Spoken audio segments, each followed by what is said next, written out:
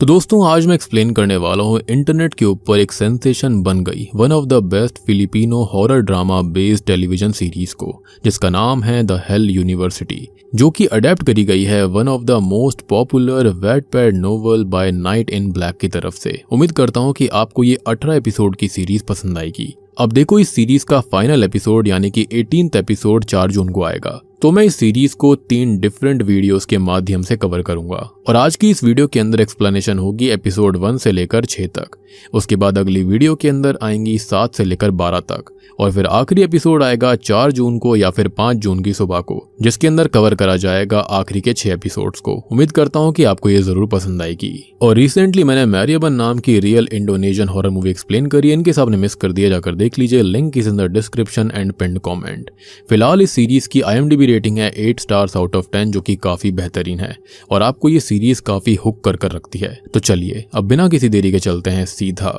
Video की तरफ।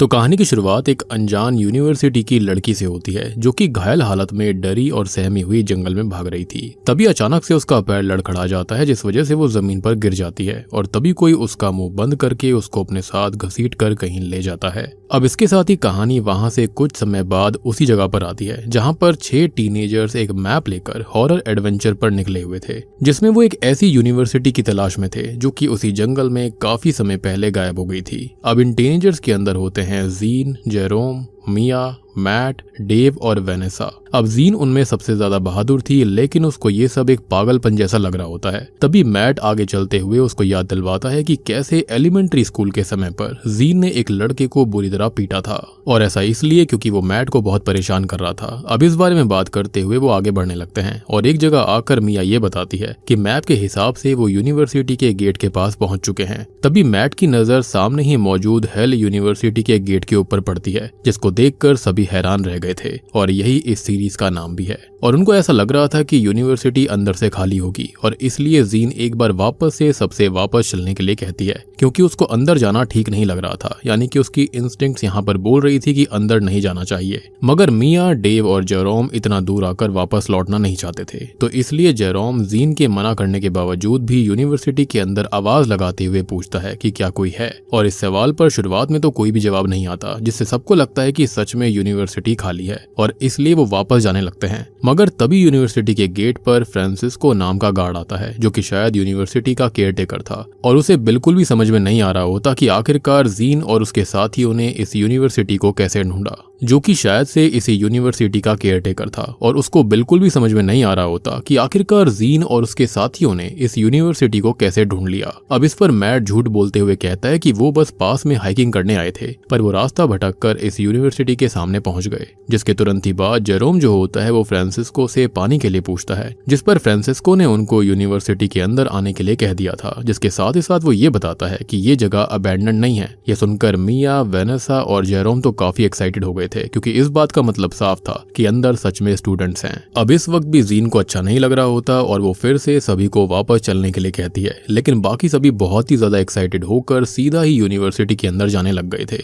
मगर फिलहाल उन्हें इस बात का जरा सा भी अंदाजा नहीं था कि ये उनके जीवन की सबसे बड़ी गलती होने वाली थी। खैर फिलहाल जीन को भी सबके साथ मजबूरी में अंदर जाना पड़ता है, जिस दौरान फ्रांसिस्को उन्हें संभल कर रहने के लिए कहता है, क्योंकि ये जगह शाम 7 बजे के बाद पूरी तरह बदल जाती है और इस बात का मतलब किसी को भी समझ में नहीं आया था। अब स्कूल ग्राउंड के पास पहुंचने पर फ्रांसिस्को उनको ये कहता है कि पहले हमें हेड मिस्ट्रेस के ऑफिस में जाकर उनका रजिस्ट्रेशन करना होगा। जिसको सुनने के बाद में मैट उनसे कहता है कि हम यहाँ पर एडमिशन लेने नहीं आए हैं। मगर फ्रांसिस्को ने तो उसकी इस बात को अनसुना कर दिया था, जैसे कि उसे इस बात से कोई फर्क नहीं पड़ता। तभी अचानक यूनिवर्सिटी के अंदर मौजूद सभी बच्चे जीन और उसके साथियों को बहुत ही अजीब तरह से घूर रहे थे और उनके पीछे पीछे आने लग गए थे, जिससे कि जीन और उसके साथियों को काफी डर लग रहा था। और तभी अचानक से कई सारे बच्चे उनके सामने बेरहमी से लड़ाई करना शुरू कर देते हैं और उस वक्त ये देखकर फ्रांसिस्को ऐसे बर्ताव कर रहा था जैसे कि ये सब रोजमर्रा का काम हो और एकदम नॉर्मल हो, जिसको देखकर जीन का दिमाग खराब हो जाता है।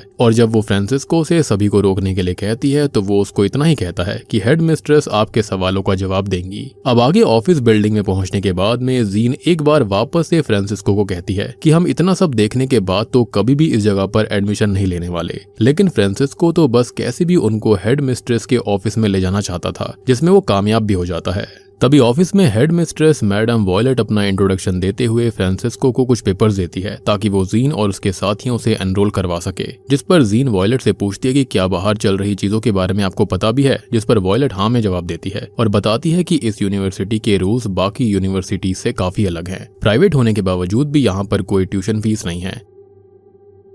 और हर रात 7 बजे से लेकर सुबह 5 बजे तक के समय में उसको फ्रीडम नाइट या फिर ब्लडी नाइट कहा जाता है, जिसमें स्टूडेंट्स को कुछ भी करने की आजादी है और इजाजत भी है। वो टीचर्स को पीट सकते हैं, एक दूसरे से लड़ाई कर सकते हैं, तोड़ फोड़ कर सकते हैं, यहाँ तक कि एक दूसरे को खत्म भी कर सकते हैं, जो कि काफी शॉकिंग चीज थी। इसका मतलब कि उस समय उन लोगों को अपने दोस्तों के ऊपर भी भरोसा नहीं करना है और इसलिए उन लोगों को उस समय पर दरवाजे बंद करके अपने कमरों में ही रहना होगा, क्योंकि अगर वो लोग बाहर गए तो हो सकता है कि वो जिंदा वापस लौट कर भी ना आए। ये सुनने के बाद तो जीन और उसके साथियों के होश और ज्यादा उड़ गए थे और वो इन रूल्स के बारे में उल्टी सीधी बातें कर रहे थे कि तभी मैट की नजर फ्रांसिस्को पर पड़ती है, जो कि गुस्से में अपने बड़े से खंजर को निकाल रहा था और उसे देखकर सभी शांत हो जाते हैं और वेनेसा जैसे तैसे जीन को मना लेती है कि उन्हें बस आज रात के लिए वहां पर रुकना है और सुबह होते ही वो लोग वहां से निकल जाएंगे। ये सुनकर जीन भी अचानक शांत हो जाती है, क्योंकि वैसे भी उनके पास रात में वहां रुकने के अलावा कोई जगह भी नहीं थी। खैर आगे फ्रांसिस्को सभी को उनके स्कूल ड्रेसेस, रूल बुक और कुछ और जरूरत का सामान लेकर उन्हें उनके डॉर्म तक छोड़कर आता है, जहां पर जाकर बाकी सब तो अपने कमरे ढूंढने लग गए थे, लेकिन जीन के मन में यही ख्याल चल रहा होता है कि यहाँ पर सब कुछ इतना अजीब है क्यों। और तब उसको परेशान देखकर मैट उसके पास आता है, जिससे बात करते हुए जीन उसको ये बताती है कि उसे अपनी बहन एलिसन की याद आ रही है, जिस पर मैट उसे संभालते हुए टेंशन ना लेने के लिए कहता है और साथ ही साथ ये बात भी रिवील करता है कि उसकी हरकतों की वजह से उसे उसके पुराने स्कूल से निकाल दिया गया है, जिसके बारे में अभी तक उसने अपने माता पिता को नहीं बताया था और इसी के चलते अगर एक बार को इस यूनिवर्सिटी के अंदर उसका एडमिशन हो भी जाए तो भी सही ही है। और इतना बोलकर जेरोम और डेव के साथ वो अपने कमरे में चला जाता है और मिया और वेनेसा खुद भी अपने कमरे में जा चुकी थी, लेकिन जीन के मन में अभी भी लगातार कई सारे सवाल चल रहे होते हैं कि ये यूनिवर्सिटी इतनी अलग क्यों है। खैर अब जीन इसलिए अपने सामान को डॉम में ही छोड़कर बाहर ग्राउंड के अंदर एक झूले पर जाकर बैठ जाती है, जिस दौरान भी वो यूनिवर्सिटी के बारे में ही लगातार सोच रही थी कि तभी अचानक झूले के पीछे मौजूद पेड़ से एक मास्क वाला लड़का नीचे कूदता है, जिसको देखकर एक बार को तो जीन डर गई थी और तभी वो देखती है कि उस लड़के के कपड़ों पर खून लगा हुआ था और इस बारे में जब वो उस लड़के से बात करती है तो वो लड़का ये कहता है कि वो खून उसका नहीं है, इवन यहाँ पर कोई किसी का दोस्त तक नहीं है और जल्दी ही तुम्हारे जैसी अच्छी लड़की को भी यहाँ के खून खराबे में शामिल होना पड़ेगा। और ये सुनकर जीन को कुछ भी समझ में नहीं आता, यानी कि मैडम वॉयलेट ने जो कुछ कहा था वो बिल्कुल सच था। पर तभी वो लड़का ये कहता है कि 7 बजने में मात्र 30 मिनट बाकी हैं और उसके हिसाब से उसको उस समय अपने कमरे में ही रहना चाहिए, क्योंकि सभी लोग उसके और उसके दोस्तों पर नजर रख रहे हैं। और इतना बोलकर वो एक छोटा सा डैगर जीन के पैर के पास फेंकता है और वहां से चला जाता है, बेसिकली सेफ्टी रीजंस के लिए। तब जीन भी डरते हुए वापस से डॉम की तरफ जाने लग गई थी। तभी जेरोम, मैट और डेव अपने कमरों में अपने माता पिता के बारे में बातें कर रहे थे और उनको लग रहा था कि उनके माता पिता को शायद उनकी चिंता नहीं है कि तभी अचानक उन्हें बाहर से वेनेसा के चिल्लाने की आवाज आती है, जिसको सुनकर तीनों डरते हुए डॉम हॉल में पहुंचते हैं, जहां पर वेनेसा बस इस वजह से चिल्ला रही थी क्योंकि ना तो इस यूनिवर्सिटी के अंदर वाईफाई था और ना ही वहां पर नेटवर्क आ रहे थे, जिसकी वजह से वेनेसा अपने माता पिता से संपर्क तक नहीं कर पा रही थी। और सबसे बड़ी बात कि उसे अपने फॉलोअर्स के लिए आज एक लाइव भी करना था, जिस पर मिया उसको कहती है कि कल वो इस बारे में स्टूडेंट से बात करेंगे तो हो सकता है कि उनके पास इसका कोई तरीका होगा। ये सुनकर वेनेसा अपना मेकअप निकालने लग जाती है, जिसको देखकर मिया और बाकी सबको समझ में नहीं आता कि आखिरकार वो कर क्या रही है, जिस पर वेनेसा ये कहती है कि खूबसूरत होना काफी ज्यादा जरूरी है और अगर वो यहाँ पर खत्म भी हो जाए तब भी वो खूबसूरत बनकर ही खत्म होना चाहेगी। अब इतने में ही वहां पर जीन आ जाती है, जिसने बाकी सबको भी उस लड़के की वार्निंग के बारे में सब बता दिया था। फिलहाल जीन की बात सुनकर किसी को उस बात पर भरोसा नहीं हो रहा था और उनको लगता है कि शायद उस लड़के ने जीन के साथ गंदा मजाक किया है, पर अब तक 7 बज चुके थे, जिसके अगले ही पल यूनिवर्सिटी के अंदर एक अलार्म बजना शुरू हो जाता है और तभी काफी सारे स्टूडेंट्स उनके डॉम में आने की कोशिश करते हैं। ये देखकर जेरोम और बाकी सब तुरंत ही दरवाजा बंद कर देते हैं और तभी उनकी आंखों के सामने उन स्टूडेंट्स के ऊपर कुछ और स्टूडेंट आकर बुरी तरह से हमला करते हुए उनको मारने लग गए थे। और अब ये देखकर तो जीन और उसके सभी साथियों की रूह कांप जाती है और उनको समझ आ गया था कि उन्होंने इस यूनिवर्सिटी को ढूंढकर और यहाँ पर आकर अपने जीवन की सबसे बड़ी गलती कर दी, यानी कि मौत को दावत दे दी थी। अब फिलहाल के लिए उन्होंने डॉम के दरवाजे को बंद करके दरवाजे पर बड़ा सा टेबल लगा दिया था ताकि कोई भी अंदर ना आ सके। और अब सभी स्टूडेंट्स के वहां से जाने के बाद वो लोग फैसला करते हैं कि उन्हें किसी भी हाल में अगली सुबह वहां से निकलना ही होगा। और इसलिए सुबह होने पर जीन अपने साथियों के साथ वॉयलेट के पास जाती है और उससे पूछती है कि आखिरकार ये सब यूनिवर्सिटी के अंदर चल क्या रहा है और इतनी सारी इल्लीगल चीजें होने के बावजूद भी यूनिवर्सिटी को बंद क्यों नहीं करा जाता। जिस पर वॉयलेट बड़े आराम से जवाब देती है कि सरकार का उनसे कोई भी लेना देना नहीं है और वो हेल यूनिवर्सिटी का कुछ भी नहीं कर सकते। ये सुनकर जीन और उसके साथी और ज्यादा दंग रह गए थे और वो यूनिवर्सिटी से अभी के अभी जाना चाहते थे, लेकिन वॉयलेट उन्हें कहती है कि यहाँ का नियम है कि कोई यहाँ पर आ जाए तो कभी वापस नहीं जा सकता और इसलिए उनको भी अपनी स्कूल ड्रेसेस पहनकर अपनी अपनी क्लासेस में जाना चाहिए। अब ये सुनकर जेरोम पुलिस में कंप्लेंट करने की धमकी देता है, जिस पर वॉयलेट उसको ये कहती है कि उसके लिए तुम्हें बाहर जाने का रास्ता ढूंढना पड़ेगा और अगर तुम रास्ता ढूंढ लेते हो तो कोई भी तुम्हें जाने से नहीं रोकेगा। और ये बात सरासर झूठ थी, क्योंकि कहानी की शुरुआत में ही हमने देखा था कि एक लड़की भागने की कोशिश कर रही थी और वो बाहर चली भी गई थी, पर तभी कोई उसे पीट कर अपने साथ ले गया था। खैर अभी वॉयलेट जीन और उसके साथियों को बताती है कि उनके यहाँ पर सबसे बेस्ट टीचर्स मौजूद हैं, क्योंकि उन्हें डबल और कभी कभी ट्रिपल सैलरी दी जाती है और इसलिए अब उन लोगों को क्लासेस में जाना चाहिए ताकि उनकी पढ़ाई मिस ना हो। और सबसे बड़ी बात कि अगर स्कूल के गवर्नर ने उनको रूल्स तोड़ते हुए देख लिया तो उनके लिए बिल्कुल भी अच्छा नहीं होगा। अब ये सुनने के बाद जीन और उसके साथी काफी हैरान रह गए थे और अब जैसा कि उनके पास क्लासेस में जाने के अलावा कोई भी रास्ता नहीं था तो इसलिए वो तैयार होकर क्लासेस में जाने लग जाते हैं। क्लास में जाने से पहले वेनेसा, जीन और मिया बाथरूम में गए थे, जहां पर वो परेशान होकर डिस्कशन कर रहे थे कि वो इस नर्क से निकलने का रास्ता कैसे ढूंढेंगे कि तभी वहां पर निकी नाम की एक एरोगेंट लड़की आती है जो कि उन तीनों का मजाक बनाते हुए कहती है कि अगर यहाँ कोई भी तुम्हें हाथ लगाने की कोशिश करे तो बेहतर यही रहेगा कि तुम उसके हाथ काट दो, क्योंकि यहाँ किसी पर भी दया दिखाने का मतलब है अपनी जान को जोखिम में डालना। और उसकी ऐसी बातों को सुनकर वेरेसा उसी से कहती है कि तुम्हें हमारी टेंशन लेने की जरूरत नहीं है, क्योंकि हम यहाँ से जल्दी ही चले जाएंगे। अब ये सुनकर निकी बहुत ही ज्यादा हंसते हुए कहती है कि जब तुम लोगों को यहाँ से बाहर जाने का रास्ता मिल जाए तो तुम लोग मुझको भी बता देना। ये सुनकर जीन हैरानी से उससे पूछती है कि क्या तुम लोगों को भी बाहर जाने का रास्ता नहीं पता, जिस पर निकी कहती है कि क्या तुमको बताया नहीं गया कि अगर एक बार यहाँ कोई अंदर आ जाए तो बाहर नहीं जा सकता। और ये बोलकर निकी हंसते हुए वहां से निकल जाती है,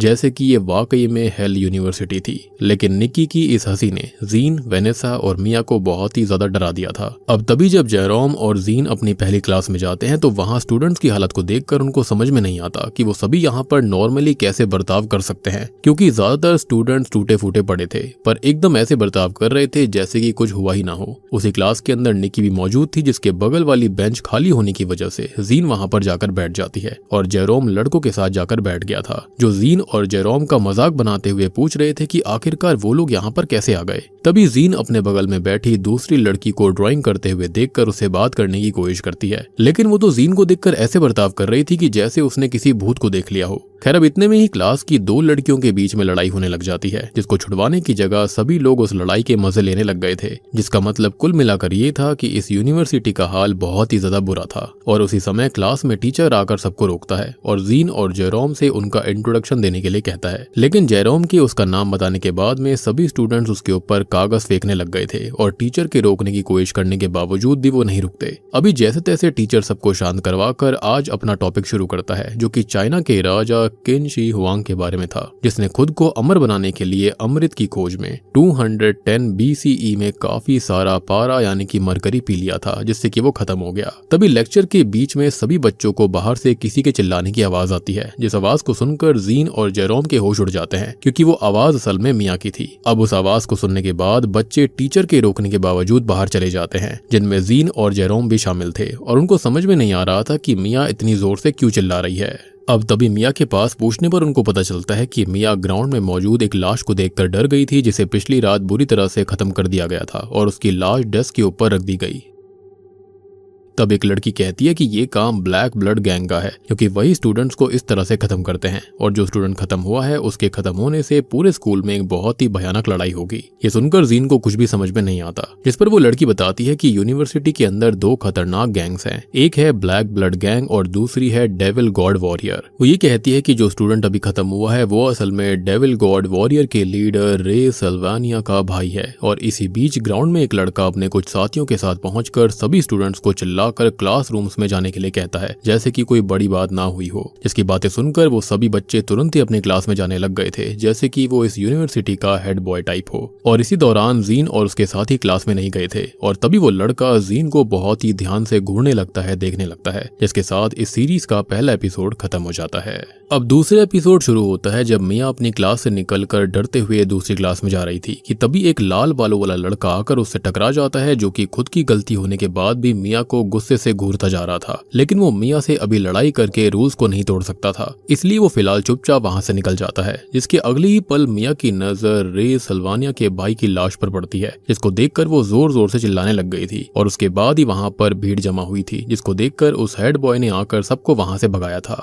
खैर, अब जब सभी अपने क्लासेस में वापस आ जाते हैं तो जीन की क्लास में दिमातालो नामक एक मैथ्स टीचर आता है, जिसके लेट आने की वजह से निकी उसे एटीट्यूड में याद दिलवाने लग गई थी कि सुप्रीमो को लेट आने वाले या फिर रूल्स तोड़ने वाले लोग पसंद नहीं हैं। तब दिमातालो निकी को कुछ बोलने के बजाय उल्टा उससे माफी मांगता है, जिसको देखकर जीन को समझ में नहीं आ रहा था कि आखिरकार ये लड़की इतना एटीट्यूड में क्यों रहती है, और सबसे बड़ी बात कि ये सुप्रीमो है कौन। इन सब चीजों के बारे में जीन सोच ही रही थी कि तभी निकी उसे अजीब तरह से घूरते हुए पूछती है कि क्या तुमको सब पता है, जिस पर जीन शुरुआत में कोई भी जवाब नहीं देती, जिससे कि गुस्से में आकर निकी उसका मुंह पकड़ते हुए कहती है कि मैं तुमसे पूछ रही हूँ कि क्या तुमको सब पता है, जिस पर जीन उसका हाथ झटकते हुए कहती है कि मुझे कुछ नहीं पता, लेकिन मैं सब खुद पता कर लूंगी और मुझे तुम्हारी जरूरत नहीं है। ये सुनकर निकी हंसते हुए कहती है कि तुम्हारी क्यूरियोसिटी तुम्हें किसी दिन मरवा कर छोड़ेगी, क्योंकि सब जानने के लिए तुम्हें काफी मुश्किलों का सामना करना पड़ेगा, और अगर तुम आसानी से सब जानना चाहती हो तो तुम्हें रूल्स को तोड़ना होगा। अब ये सुनकर जीन निकी से उसे अकेला छोड़ देने के लिए कहती है, जिस पर निकी गुस्से में आकर उसके मुंह पर च्युइंगम थूक देती है। जिसके बाद वो कहती है कि अगर तुम जिंदा रहना चाहती हो तो अपना मुंह बंद रखो और बस रूल्स को फॉलो करो। अभी निकी के इस एटीट्यूड को देखकर जीन आखिरकार उससे पूछ ही लेती है कि तुम हो कौन, जिस पर निकी का ये कहना था कि वो स्कूल के सबसे बड़े नामों में से एक है, जिससे कोई भी पंगा नहीं लेता, और क्योंकि जीन काफी बहादुर है इसलिए बस उसका ध्यान जीन की तरफ गया है। इतना बोलते हुए निकी जीन के हाथ में अपना पेन घुसाने की कोशिश करती है,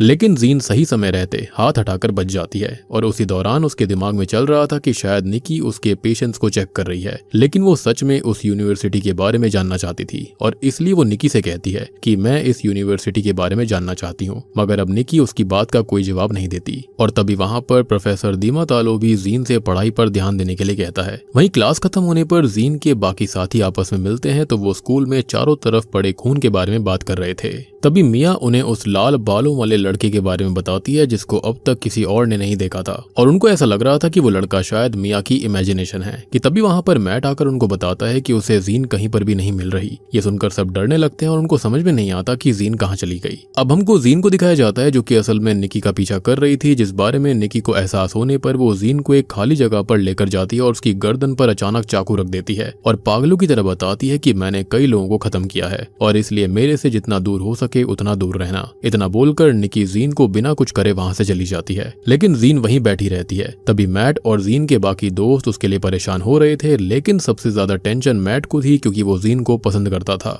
तभी जेरोम और बाकी सब उसको समझाने की कोशिश करते हैं कि जीन ठीक होगी और मैट को इतनी ज्यादा टेंशन लेने की जरूरत नहीं है। जिस बीच ही डेव सबको सजेस्ट करता है कि शायद उन्हें आज शाम में 7 बजे के बाद डॉम से बाहर निकलकर ब्लडी नाइट को करीब से देखना चाहिए, क्योंकि अब वो भी इसी यूनिवर्सिटी का हिस्सा बन गए थे और कभी ना कभी तो उनको बाहर निकलना ही होगा। जिस पर सब एग्री नहीं करते क्योंकि ये काफी खतरनाक हो सकता था। तभी वेनेसा और मिया मैट को टेंशन ना लेकर क्लास में जाने के लिए कहती हैं, क्योंकि रूल्स तोड़ने से भी वो मुसीबत में पड़ सकते थे। और यूनिवर्सिटी के बड़े रूल्स में से एक रूल ये भी था कि कोई भी बच्चा क्लास को बंक नहीं करेगा। वहीं जीन अभी भी उसी जगह पर बैठकर यूनिवर्सिटी के बारे में सोच रही थी कि तभी वहां पर हेड बॉय पहुंचकर जीन से उसका नाम पूछता है और बाद में जानने की कोशिश करता है कि क्या उसकी कोई क्लास नहीं है, जिस पर जीन उसे सही से जवाब ना देकर वहां से जाने लग गई थी और उसको समझ में नहीं आ रहा था कि वो लड़का उससे इतना सवाल जवाब कर क्यों रहा है। तभी वो लड़का जीन की कलाई इतनी तेजी से पकड़ता है कि जीन की चीख निकल जाती है और तभी वो बताता है कि वो हेल यूनिवर्सिटी का supreme student government president S है और अगर आगे उसने कभी भी जीन को क्लास के टाइम पर इधर उधर देखा तो वो जीन का हाथ तोड़ देगा। और इतना बताने के बाद एस वहां से चला जाता है और जीन को समझ में नहीं आ रहा था कि क्या सच में वो वही सुप्रीमो है जिससे स्टूडेंट्स, टीचर और यहाँ तक की हेड मिस्ट्रेस भी डरती है। खैर अभी जब जीन अपने हाथ को देखती है तो उसके हाथ पर एस की पकड़ की वजह से बहुत ही ज्यादा ब्रूजेस आ गए थे, जिसके बाद में वो फिजिक्स क्लास के लिए चली जाती है जिसमें उसके बाकी सारे दोस्त भी मौजूद थे। और तभी जीन के हाथ पर उन ब्रूजेस को देखकर जीन के दोस्तों को टेंशन हो जाती है, लेकिन फिजिक्स टीचर मिस कैथ जो होती है वो ब्रूजेस को देखकर ये कहती है कि ये जीन के लिए सुप्रीमो की तरफ से पहली वार्निंग है, यानी कि एस वही सुप्रीमो था जिसके बारे में निकी बात कर रही थी और अगर उसने वापस से कोई भी रूल तोड़ा तो उसको खतरनाक पनिशमेंट दी जाएगी। ये बताकर वो जीन को फर्स्ट एड बॉक्स भी देती है। और तभी मैट जीन से ये कहता है कि आगे से वो कभी भी उसके बिना कहीं पर भी ना जाए। फिलहाल जीन ने इस बात का कोई जवाब नहीं दिया था और उसके दिमाग में निकी की वही बात घूम रही थी कि अगर उसे यूनिवर्सिटी के बारे में पता करना है तो उसे रूल्स तोड़ने पड़ेंगे। और आगे क्लास खत्म होने के बाद जब जीन क्लास से बाहर जाती है तो मैट उसे दो अनजान लड़कों से बात करता हुआ दिखाई देता है, जिसको देखकर पहले तो जीन को लग रहा था कि वो बच्चे मैट को परेशान कर रहे हैं, लेकिन मैट बताता है कि वो बस नॉर्मली बात कर रहे थे। तभी दूसरी ओर हमें सुप्रीमो एस को दिखाया जाता है जो कि अपने ऑफिस में बैठा हुआ अपनी सेक्रेटरी फ्रिट्जी और वाइस प्रेसिडेंट ओनल से बात कर रहा था। अब उसी दौरान फ्रिट्जी एस को रिपोर्ट्स दे रही होती है कि पिछले दिन 10 बच्चे खत्म हुए। तभी वाइस प्रेसिडेंट ओनल उसको सही करते हुए ये बताता है कि 10 नहीं बल्कि 15 बच्चे खत्म हुए। और इसी तरह से रिपोर्ट्स के अंदर फ्रिट्जी काफी मिस्टेक्स करती है, लेकिन ओनल साथ के साथ उनको सही करता जाता है और इससे एस को फ्रिट्जी के ऊपर काफी गुस्सा भी आ रहा होता है क्योंकि उसने अपना काम सही से नहीं करा था। तभी वो लोग जीन और उसके साथियों के बारे में बात करने लगते हैं, जिस दौरान ओनल एस को ये भी बता रहा था कि नए बच्चों में जीन सबसे ज्यादा बहादुर है और उसके रिएक्शंस देखकर लगता है कि उसे रूल से कोई भी लेना देना नहीं है और ना ही उसे इतना ज्यादा डर लगता। और ये बात कहीं ना कहीं एस को भी सही लग रही थी क्योंकि वो उससे भी नहीं डर रही थी, इसलिए वो ओनल और फ्रिट्जी से खास करके जीन पर नजर रखने के लिए कह देता है। वहीं यूनिवर्सिटी की क्लासेस खत्म हो चुकी थी और उस समय शाम के 6:20 हो रहे थे, जिसका मतलब ब्लडी नाइट शुरू होने में खाली 40 मिनट बाकी थे कि तभी कुछ सोचते हुए जीन वॉशरूम जाने का बहाना बनाने लगती है, जबकि असल में उसका प्लान ब्लडी नाइट को काफी करीब से देखने का था ताकि वो यूनिवर्सिटी के बारे में और अच्छे से जान पाए। और इसी दौरान जीन के सभी दोस्त इवन मिस कैथ भी उसको समझाने की कोशिश करती है कि उसे ऐसा ना करके डॉम में जाना चाहिए, लेकिन जीन तो किसी की भी बात को सुनने के लिए तैयार नहीं थी। और इसलिए तभी मैट जो कि उसको पसंद करता था वो खुद उसके साथ रहने का फैसला करके बाकी सभी को डॉम के अंदर जाने के लिए कहता है। अब ये दोनों ही वॉशरूम की तरफ जाने लग गए थे जिस वक्त रास्ते में जीन मैट से ये कहती है कि उसे उसके साथ आने की जरूरत नहीं है और क्योंकि अभी ब्लडी नाइट शुरू नहीं हुई है तो उसे कोई खतरा भी नहीं था। मगर मैट जानता था कि ये यूनिवर्सिटी सही नहीं है और इसलिए वो जीन से कहता है कि मैं तुम्हें हमेशा प्रोटेक्ट करना चाहता हूँ। ये सुनकर जीन को भी काफी अच्छा लगता है क्योंकि वो खुद भी मैट को पसंद करती थी, लेकिन आज तक उन दोनों ने एक दूसरे को प्रपोज नहीं किया था। खैर फिलहाल वो मैट को वॉशरूम के बाहर इंतजार करने के लिए कहकर खुद अंदर चली जाती है। अब अंदर जाकर वापस से जीन के दिमाग में यही सवाल आ रहे थे कि आखिरकार यूनिवर्सिटी के अंदर चल क्या रहा है, इसको किसने बनाया और सब यहाँ पर इतना ज्यादा डरे हुए क्यों रहते हैं और क्या वो सब कभी बाहर जा भी पाएंगे। और अगर जीन को इन सब के सवाल जानने हैं तो उसे रूल्स तोड़ने ही पड़ेंगे। जीन यही सब सोच जा रही थी कि तभी ब्लडी नाइट का अलार्म बजना शुरू हो गया था, जिसको सुनते ही वो घबरा कर बाहर जाती है और मैट को ढूंढना शुरू करती है। और उसी दौरान पास में ब्लैक ब्लड गैंग के कुछ लोग भी मौजूद थे, जिनकी नजर जीन पर पड़ने से पहले ही मैट उसका मुंह दबाकर उसे साइड में खींच लेता है। मगर जब वो चुपके से डॉम की तरफ जाने की कोशिश कर रहे होते हैं तो उन स्टूडेंट्स की नजर मैट और जीन पर पड़ जाती है, जिसकी वजह से मैट आसपास रखी बड़ी बड़ी चीजों को जमीन पर गिराकर जीन के साथ भागने लग गया था। तभी उनके पीछे और भी कई स्टूडेंट्स लग जाते हैं, जिसकी वजह से एक जगह मैट और जीन दोनों को उनसे लड़ाई करनी पड़ती है, जिसमें मैट ने कई लोगों को पीटा था और जीन भी उसकी हेल्प कर रही थी। मगर एक समय लड़ाई के दौरान एक स्टूडेंट मैट के पैर में कील मार देता है, जिसकी वजह से अब मैट को चलने में तकलीफ हो रही थी। और फिलहाल मैट और जीन अपनी जान बचाने के लिए पास में मौजूद बड़े से कूड़ेदान में छिप गए थे। इस दौरान जीन के दिमाग में लगातार यही आ रहा था कि वो वापस बाहर जाके यूनिवर्सिटी में चल रही चीजों को समझने की कोशिश करे, जिसके लिए वो मैट को भी मनाने की कोशिश करती है, लेकिन मैट खतरा होने की वजह से उसे ऐसा करने से लगातार रोक रहा था और वो जानता था कि अगर वो बाहर चले गए तो शायद वो जिंदा नहीं बचेंगे। इधर जीन के बाकी साथी अब तक डॉम में आ गए होते हैं, जिस दौरान उन्होंने वापस से गेट पर डाइनिंग टेबल और बाकी भारी सामान रख दिया था, लेकिन अभी भी उन्हें जीन और मैट की काफी टेंशन हो रही थी और वो बस यही उम्मीद कर रहे थे कि दोनों सही सलामत हों। दूसरी ओर जब कूड़ेदान के पास से जीन और मैट को स्टूडेंट्स की आवाजें आना बंद हो जाती हैं, तो वो दोनों जैसे तैसे बाहर आते हैं, लेकिन अब मैट के पैर में और ज्यादा दर्द हो रहा था, जिसकी वजह से अभी वो सही से चल नहीं पा रहा होता और जमीन पर गिरकर वहीं पर बेहोश हो जाता है। ये देखकर जीन की हालत रोने वाली हो गई थी। लेकिन इतने में ही ब्लैक ब्लड गैंग के कई सारे मेंबर आ गए थे, कई स्टूडेंट्स आ गए थे जिन्होंने हथियार ले रखे थे और वो उनको घेर लेते हैं, जिन्हें देखकर जीन गुस्से में कहने लग गई थी कि हमें अकेला छोड़ दो और क्योंकि हमने तुम्हारा कुछ नहीं बिगाड़ा। लेकिन वो लोग इस इरादे में नहीं लग रहे थे। तभी जीन उन्हें डराने के लिए 3 तक गिनती भी गिनती है, मगर उन स्टूडेंट्स पर कोई फर्क नहीं पड़ता। पर तभी अचानक एक लाल मास्क वाला स्टूडेंट वहां पर आकर खुद गिनती गिनता है, जिसकी आवाज सुनते ही सभी स्टूडेंट्स तुरंत वहां से भाग गए थे, जिसको देखकर जीन खुद भी हैरान रह गई थी। और अभी लाल मास्क वाला स्टूडेंट मैट को अपने कंधे पर लाद कर जीन को उसके पीछे आने के लिए कहता है, जिसके थोड़ी ही देर में वो लोग डॉम में पहुंच गए थे। जिस दौरान जीन को देखकर उसके दोस्त भी डॉम के दरवाजे को खोल देते हैं, मगर अभी उनको समझ में नहीं आ रहा होता कि आखिरकार मैट बेहोश कैसे हुआ। जिस पर जीन उनको सब बताती है कि कैसे ब्लैक ब्लड गैंग के लोगों ने उन पर हमला किया था और बाद में उस लाल मास्क वाले लड़के ने उनकी जान बचाई। अब वो लाल मास्क वाला लड़का उन्हें मैट के लिए दवाई देते हुए कहता है कि मैट का घाव छोटा है, लेकिन कील पर जहर लगे होने की वजह से मैट की हालत काफी नाजुक है और इस वजह से यहाँ पर वो बेहोश हुआ था क्योंकि कील पर जहर लगाया गया था। पर अगर वो ताकतवर होगा तो इस दवाई के जरिए उसकी जान बच जाएगी। और उसकी ये बातें जीन और उसके दोस्तों को समझ नहीं आती। पर वो मैट को देखकर जब कुछ सेकंड्स बाद वापस उस लड़की की तरफ देखते हैं तो तब तक वो लड़का गायब हो गया था। इधर जब वो लड़का अपना मास्क उतारता है तो हम देखते हैं कि उसकी एक आंख लाल थी और शॉकिंगली वो कोई और नहीं बल्कि खुद the devil god warrior gang का लीडर रे सल्वानिया था। पर उसने जीन की मदद क्यों करी, इस सवाल का जवाब हमको आने वाले एपिसोड में मिलेगा, जिसके साथ ही दूसरा एपिसोड यहीं पर खत्म हो जाता है। अब तीसरे एपिसोड की शुरुआत अगली सुबह से होती है, जब जीन और उसके साथ ही मैट के होश में आने का इंतजार कर रहे थे, जिसकी हालत अब तक काफी सुधर गई थी। तब स्कूल टाइम होने की वजह से जीन को छोड़कर बाकी सब तो स्कूल चले जाते हैं, लेकिन जीन मैट का ध्यान रखने की वजह से थोड़ी देर बाद उसके साथ ही स्कूल आने वाली थी, जिस पर ये लोग मान जाते हैं। उनके जाने के थोड़ी देर बाद मैट को भी होश आ गया था, जिसको देखकर जीन की जान में जान आती है और अब मैट ब्रेकफास्ट करने जाने लगता है। लेकिन इसी दौरान वो काफी सारी कच्ची लाल मिर्च खा रहा था, जिसको देखकर जीन को समझ में नहीं आता कि आखिरकार वो करना क्या चाहता है। लेकिन मैट उसको बताता है कि ऐसा करने से उसकी बॉडी में मौजूद बाकी जहर भी खत्म हो जाएगा। ये सुनकर जीन हंसते हुए उससे पंच करने लग गई थी,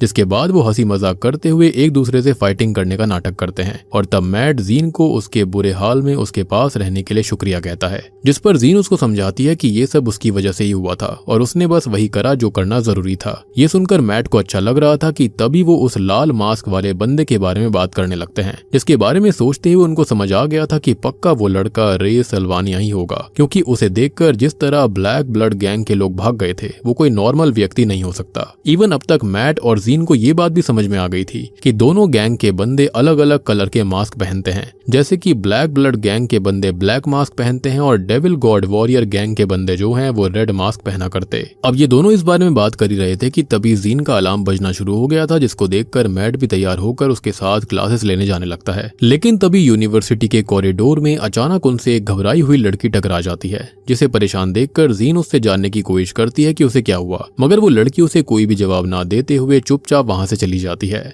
अब मैट और जीन भी अपनी क्लासेस में आ गए थे, जहां पर मिस कैथ आज के लेक्चर से पहले अनाउंस करती है कि फ्राइडे को यूनिवर्सिटी के अंदर एक्वेंटेंस पार्टी अनाउंस करी गई है, जिसको सुनकर सेलिन नाम की एक स्टूडेंट कहने लग गई थी कि अभी बीते दिनों में यूनिवर्सिटी में कई स्टूडेंट्स खत्म हुए हैं, तो शायद उनको अभी एक्वेंटेंस पार्टी नहीं रखनी चाहिए। लेकिन ये फैसला मैडम वॉयलेट का था, जिसके खिलाफ कोई नहीं जा सकता। ये सुनकर सेलिन वहां पर शांत हो जाती है और उस समय जीन को समझ में नहीं आ रहा था कि आखिरकार वहां होने क्या वाला है। लेकिन अब चाहे जो भी हो जाए, जीन ने फैसला कर लिया था कि वो और उसके दोस्त किसी से भी नहीं डरेंगे और उसका मानना था कि यूनिवर्सिटी वालों को उनसे डरना चाहिए। अब आगे खाना खाते समय जेरोम और डेव सबको एक चौंका देने वाली बात बताते हैं कि उन्होंने उस रोड को ढूंढने की कोशिश करी थी जिससे वो यूनिवर्सिटी के अंदर आए थे, लेकिन बहुत कोशिश करने के बावजूद भी उन्हें बाहर जाने का कोई रास्ता नहीं मिला। ऐसा लग रहा था कि जैसे रातों रात रोड खत्म हो गई थी। जिस पर जीन उनको कहती है कि अगर उनको बाहर जाना है तो उन्हें इस यूनिवर्सिटी की हिस्ट्री को पता करना पड़ेगा, क्योंकि इस जगह के बारे में सब कुछ जाने बिना वो यहाँ से बाहर नहीं निकल सकते। और इसके लिए जीन जो थी वो सेलिन से बात करने का फैसला करती है, जो कि वही शुरुआत वाली यानी कि एपिसोड 1 वाली ड्राइंग बनाने वाली लड़की है, जो कि यहाँ पर ऐसा दिखा रही थी कि शायद उसने जीन को एज अ भूत देख लिया हो और उसकी हरकतों से लगता था कि जैसे उसे यूनिवर्सिटी के बारे में बहुत कुछ पता है। और ये सुनकर जीन के बाकी साथी भी अपनी अपनी तरह से यहाँ यूनिवर्सिटी की हिस्ट्री के बारे में पता करने का फैसला करते हैं और जीन सीधा ही सेलिन के पास जाकर उससे हेल्प मांगती है, जिस पर पहले तो सेलिन नहीं मान रही थी, लेकिन जीन के काफी बार कहने पर वो जीन की हेल्प करने के लिए मान जाती है।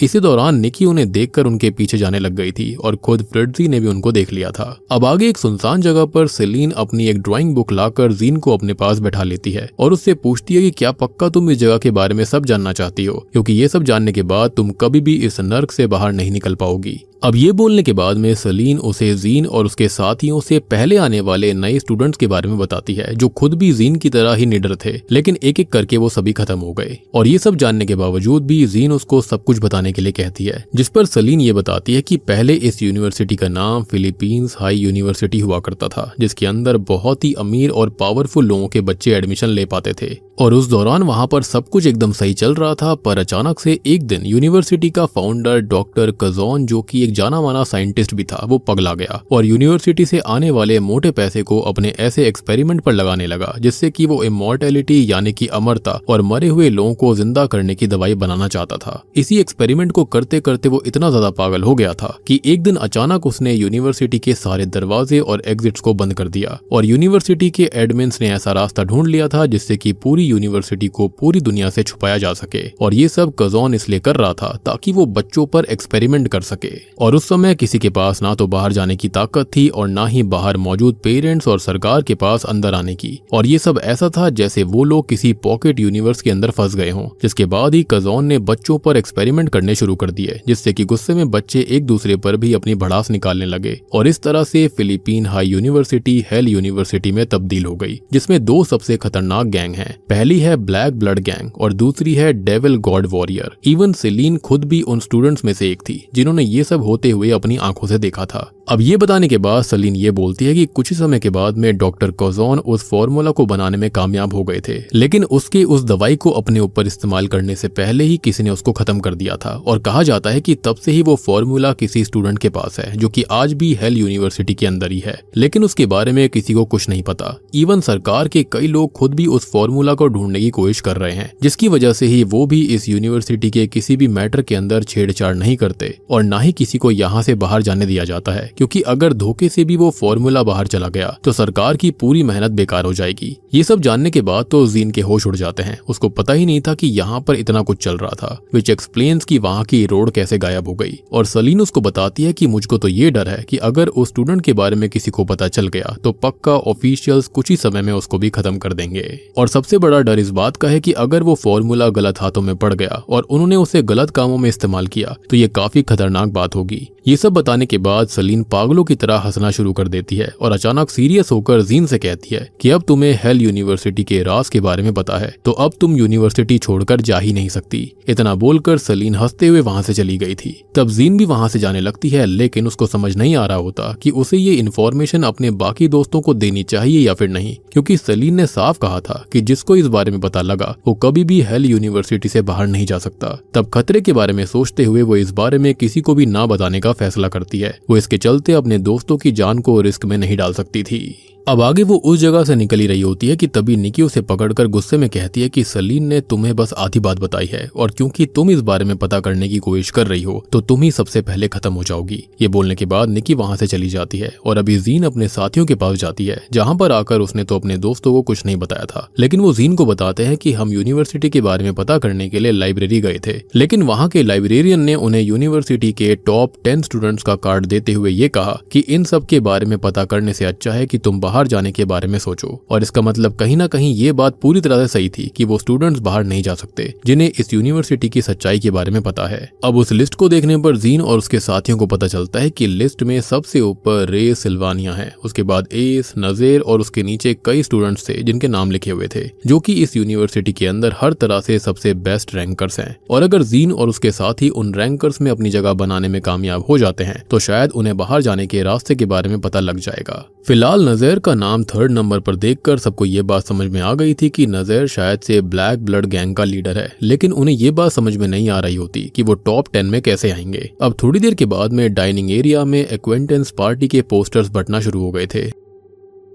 जिसके पीछे ही 2 स्टूडेंट्स की मारामारी भी हो गई थी, लेकिन उनको कोई भी नहीं रोकता। इवन उसी समय वहां पर मैडम वॉयलेट भी आ जाती है, जो कि खुद भी उनको नहीं रोकती। लेकिन जब वो अनाउंसमेंट करने वाली होती है तो एस लड़ाई करने वाले स्टूडेंट को पकड़कर 3rd वार्निंग देता है, और अगर वो इसके बाद कोई भी हरकत करते हैं तो शायद उसे हेल यूनिवर्सिटी की जेल में डाल दिया जाएगा। खैर आगे वॉयलेट सबको एक्वेंटेंस पार्टी के बारे में बताती है कि उस पार्टी में सबको मास्क पहनकर ही आना होगा, मगर वो ये कहती है कि कोई भी ब्लैक या फिर रेड मास्क नहीं पहनेगा, क्योंकि वो यूनिवर्सिटी की गैंग्स को रिप्रेजेंट करते हैं और बस उसके अंदर शामिल हुए लोगों को ही मास्क पहनना अलाउड था, यानी कि गैंग वालों को। खैर अब उस पार्टी की वजह से फ्राइडे को ब्लडी नाइट को भी कैंसिल करा जाने वाला था, जिसका मतलब उस दिन कोई भी लड़ाई नहीं होगी, और अगर किसी को भी लड़ाई करते हुए देखा गया तो उसको कड़ी सजा दी जाएगी। और क्योंकि एस खुद इस इवेंट में हिस्सा नहीं लेने वाला था तो लड़ाई ना होने का ध्यान वो खुद रखेगा। अब अनाउंसमेंट खत्म होने के बाद सभी वापस से अपने काम में लग जाते हैं। जिस दौरान जीन जब नोटिस बोर्ड के पास जाती है तो वहां पर उसको एक नोटिस दिखता है कि एस अपनी सेक्रेटरी को बदलना चाहता है,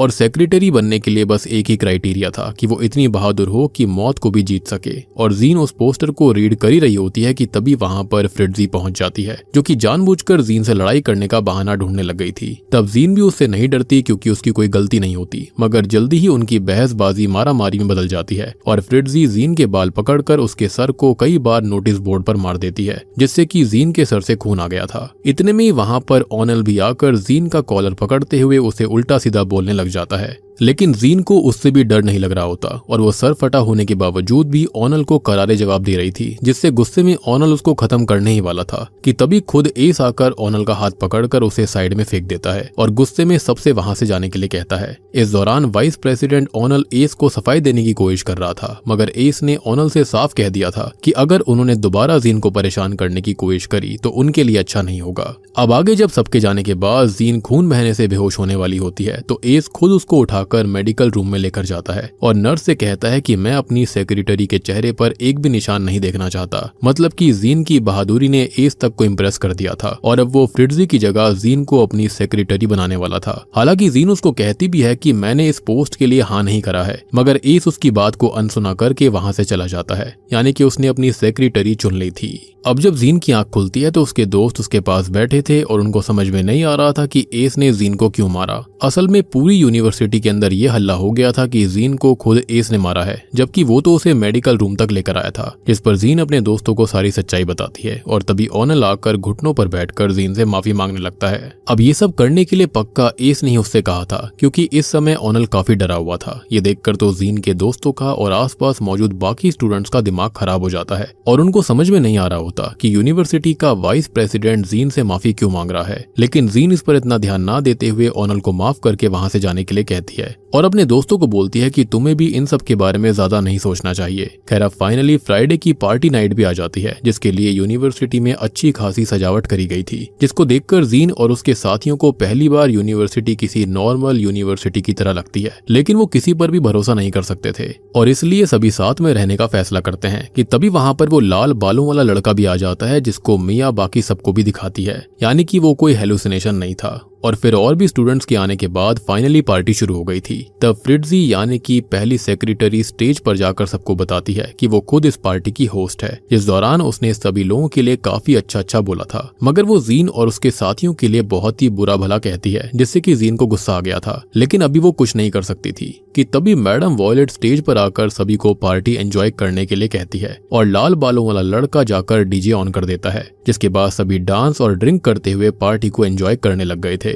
और इसी बीच ओनल जो है वो जीन के पास जाकर उसको सेक्रेटरी बनने के लिए कांग्रेचुलेट करता है, जिसको सुनकर जीन और उसके साथी भी हैरान रह गए थे। लेकिन जीन ओनल से कहती है कि उसने अभी तक उस पोस्ट को एक्सेप्ट नहीं करा है, मगर ओनल भी उसकी इस बात को अनसुना करते हुए कहता है कि ये फैसला खुद एस का है, जिसका मतलब जीन को उसकी बात माननी ही पड़ेगी, क्योंकि कोई भी उसके फैसले के खिलाफ नहीं जाता। इतना बोलकर वो जीन को एक बार और कांग्रेचुलेट करते हुए वहां से चला गया था। जिसके बाद जीन को अपने दोस्तों से बात करके ये बात समझ में आ गई थी कि अगर वो सेक्रेटरी बन गई तो इसका मतलब ये है कि उसका नाम भी टॉप 10 स्टूडेंट्स में से 9th नंबर पर आ गया है। और वो इस बारे में बात कर रहे होते हैं, लेकिन जीन इससे ज्यादा खुश नहीं थी, जिसकी वजह से वो डेव के हाथ से ड्रिंक का ग्लास लेकर खुद थोड़ी सी ड्रिंक करती है, क्योंकि ये सब उसकी मर्जी के खिलाफ हो रहा था, और फिर वो साइड में चली जाती है। इसी दौरान डेव वापस अपने ग्लास को लेके खुद भी ड्रिंक करने लग गया था। अब जीन के बाकी दोस्त बात कर रहे थे कि अगर जीन सेक्रेटरी बन जाती है तो उन्हें किसी से डरने की जरूरत नहीं होगी, लेकिन उन्होंने इस चीज का फैसला पूरी तरह से जीन पर छोड़ रखा था।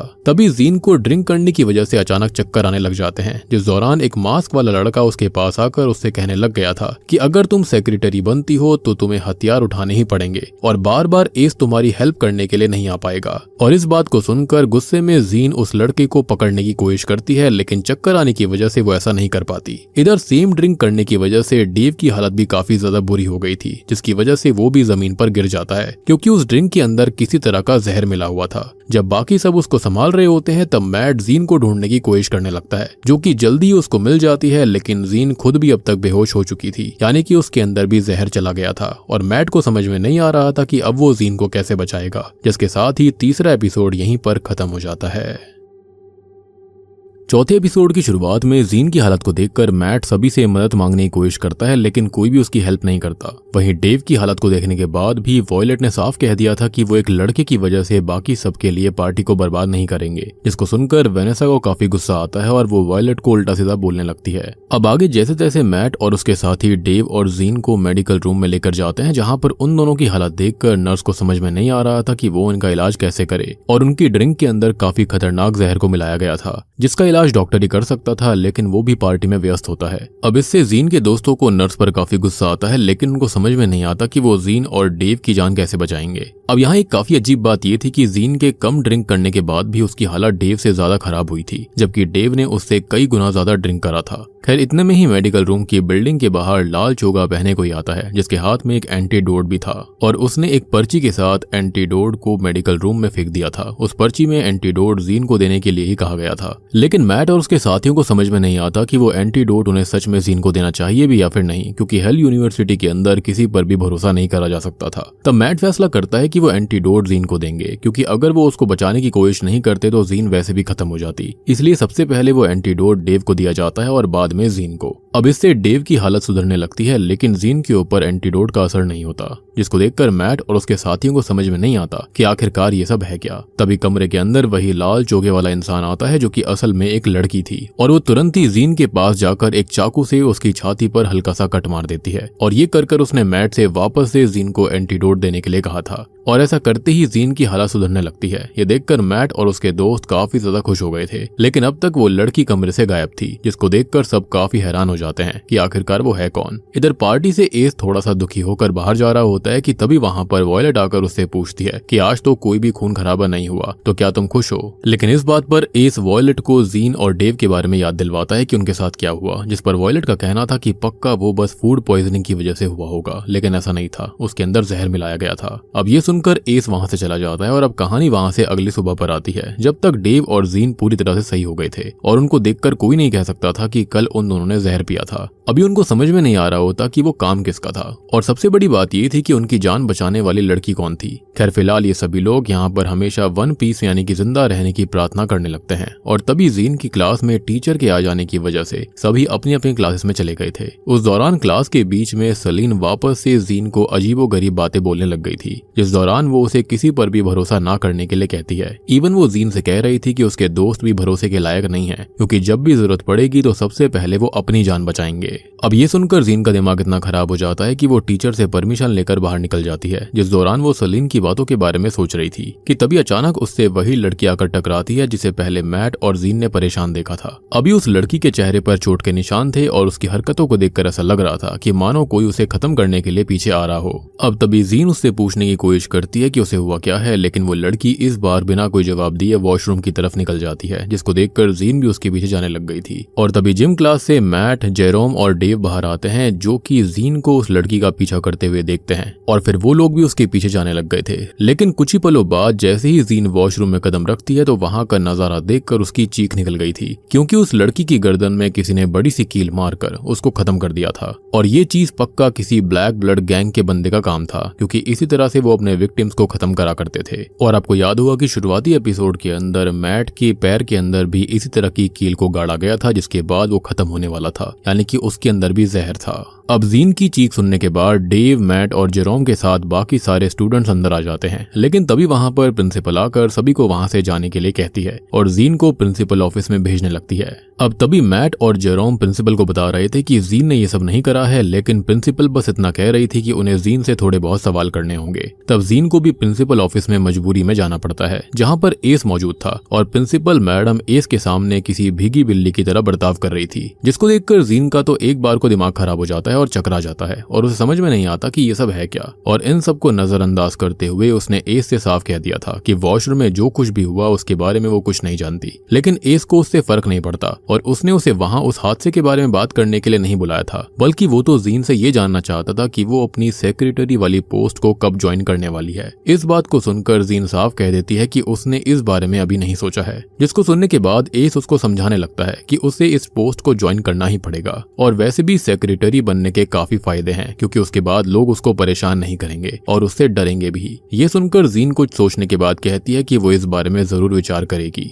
अब इस बात पर एस ठीक है बोलकर जीन से उसके हाल चाल पूछने लगता है, जिसको सुनकर जीन पूरी तरह हैरान रह गई थी। लेकिन एस को पिछली रात हुई चीजों के बारे में सब पता था और इसलिए वो जीन से कहता है कि वो जानता है कि ये काम किसने करा था और तुम भी इस बारे में जानती हो, मगर शायद मानना नहीं चाहती। जिस पर जीन को कुछ भी समझ में नहीं आता कि एस किस बारे में बात कर रहा था। मे बी वो ड्रिंक के बारे में बात कर रहा होगा कि उसके अंदर जहर किसने मिलाया, और फिलहाल वो वहां से चली जाती है। तभी क्लास की तरफ जाते हुए अचानक से जीन को उसके हिस्ट्री के टीचर अल्वरेज ने रोक लिया था, जो कि जीन से कुछ बहुत जरूरी बात करना चाहता था। अब इस पर जीन मान जाती है और अल्वरेज उसे डाइनिंग एरिया में लेकर जाता है और बताता है कि वो असल में कोई टीचर नहीं है, बल्कि एक अंडर कवर सीक्रेट एजेंट है, जिसे वहां पर सभी स्टूडेंट्स को बचाने के लिए भेजा गया है। पिछले 1 महीने से वो यूनिवर्सिटी के बारे में ज्यादा से ज्यादा जानने की कोशिश कर रहा था, लेकिन अपने किरदार में रहने की वजह से उसे यूनिवर्सिटी के बारे में ज्यादा कुछ भी पता नहीं चला, जिसकी वजह से वो चाहता था कि जीन एस के ऑफर को एक्सेप्ट कर ले और यूनिवर्सिटी के बारे में इंफॉर्मेशन जुटाने में अल्वरेज की हेल्प करे, ताकि वो साथ मिलकर सभी स्टूडेंट्स को बचा सके। अब ये बताने के बाद अल्वरेज उसे ये भी कहता है कि सेक्रेटरी बनने के बाद वो यूनिवर्सिटी में मौजूद सीक्रेट लैब को ढूंढ सकती है, जो कि असल में वही लैब थी जिसके अंदर यूनिवर्सिटी के फाउंडर कजॉन ने वो फॉर्मूला बनाया था, यानी कि अमर होने का। लेकिन उस फॉर्मूला के बनने से पहले ही उन्हें किसी ने खत्म कर दिया। लेकिन खत्म होने से पहले कजॉन ने फॉर्मूला के आखिरी इंग्रेडिएंट के बारे में एक स्टूडेंट को बताया था और उस इंग्रेडिएंट को छुपा दिया, जिसको सरकार के लोग अभी भी ढूंढ रहे हैं। और अगर उन्हें वो सीक्रेट लैब मिलने से पहले सरकार को फॉर्मूला मिल गया तो सच में दुनिया का हाल बहुत बुरा हो जाएगा। ये सुनने के बाद तो जीन का दिमाग और खराब हो जाता है कि आखिरकार यहाँ चल क्या रहा है, और उसको समझ में नहीं आता कि आखिरकार उसे अल्वरेज पर भरोसा करना चाहिए या फिर नहीं। हालांकि फिलहाल वो उस पर भरोसा करने से इनकार कर देती है और वहां से वेनेसा के पास जाती है, जहां पर वेनेसा उससे लगातार क्वेश्चंस करने लग गई थी कि आखिरकार प्रिंसिपल ऑफिस में उसके साथ हुआ क्या, जिस पर जीन उसे टेंशन ना लेने के लिए कहती है और थोड़ी देर बाद लाइब्रेरी में यूनिवर्सिटी के बारे में और चीजें जानने के लिए चली जाती है। और उसी दौरान वो लैब के बारे में किताबों में ढूंढने की कोशिश कर रही थी, लेकिन किसी किताब में उस लैब के बारे में कोई भी जिक्र नहीं था। इतने में ही वहां पर मैट पहुंचकर जीन से बातें करना शुरू कर देता है और उसकी बातों से जीन को समझ में आ रहा था कि मैट अंदर से टूटता जा रहा था, क्योंकि उसे भी लगने लग गया था कि इस जगह से बाहर निकलने का कोई रास्ता नहीं है। लेकिन उसके बावजूद अभी उसने पूरी तरह से हार नहीं मानी थी, जिसके बारे में बात करते हुए वो जीन से वादा करता है कि जीन बेशक से कोई भी प्लान बनाए, कोई भी फैसला ले और मैट उसका हमेशा साथ देगा। और ये सुनकर जीन को सच में काफी अच्छा लगता है और तभी मैट उसके हाथ पर किस कर देता है। अब उसके ऐसा करते ही पीछे रखी हुई शेल्फ की काफी किताबें नीचे गिर जाती हैं, जिसको देखकर जीन और मैट को एक बार को लगता है कि शायद वहां पर भूकंप आया होगा। लेकिन असल में शेल्फ के पीछे एस खड़ा हुआ था, जिसे मैट का जीन के हाथ पर किस करना पसंद नहीं आया होता, क्योंकि शायद वो खुद भी जीन को पसंद करने लग गया था। खैर फिलहाल वो किसी को बिना कुछ भी कहे गुस्से में लाइब्रेरी से चला जाता है। अब आगे रात में ब्लडी नाइट के अंदर बहुत खून खराबा होता है और क्योंकि पिछले दिन लोग एक दूसरे से लड़ाई नहीं कर पाए थे और आज जिसके सामने जो आ रहा था वो उसको मौत के घाट उतार रहा होता है। इस दौरान जीन और उसके सारे दोस्त अपने अपने कमरों में होते हैं। जिस समय जीन इसी बारे में सोचे जा रही थी कि उसे एस के ऑफर को एक्सेप्ट करना चाहिए या फिर नहीं, और अगर वो उस ऑफर को एक्सेप्ट कर भी लेती है तो क्या उसे अल्वरेज का साथ देना चाहिए, क्योंकि एक बार को ये भी हो सकता था कि एस बस उसे परेशान करना चाहता हो, और अगर ऐसा नहीं भी है तो हो सकता है कि बाद में अल्वरेज उसको धोखा दे दे। और सबसे बड़ी चीज ये भी हो सकती थी कि ये जीन का कोई टेस्ट होगा,